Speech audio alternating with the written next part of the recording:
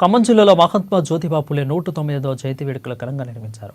నగరంలోని శ్రీశ్రీ సర్కిల్లో ఉన్న జ్యోతిరావు పూలే విగ్రహానికి ఎంపీ నామా నాగేశ్వరరావు పూలమాలలు వేసి నివాళులర్పించారు. జ్యోతిరావు పూలే ఒక గొప్ప నాయకుడని, బడుగు బలహీన వర్గాలకు ఎంతో మేలు చేసిన వ్యక్తి అని కొనియాడారు. విద్యను ముందుకు తీసుకురావాలనే లక్ష్యంతో పాఠశాలను స్థాపించి ఎందరికో విద్యను అందించిన నాయకుడని తెలిపారు.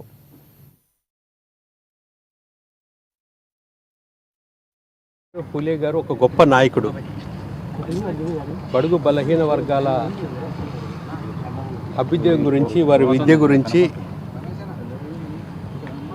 సమాజంలో అట్టడుగులో ఉన్నటువంటి వారందరూ కూడా ముందుకు రావాలంటే విద్య చాలా అవసరం అనే ఉద్దేశంతో అన్ని కులాల్ని, మతాలని ముందుకు తీసుకొచ్చినటువంటి బడుగు బలహీన వర్గ నాయకుడు. ఆ నాయకుడికి వాళ్ళ పూలమాల వేసి వారిని గుర్తుంచుకోవటం, రాబోయే తరాలు కూడా గుర్తుంచుకునే విధంగా ఈ మహా నాయకుడు ఎన్నో సేవా కార్యక్రమాలు చేశారు.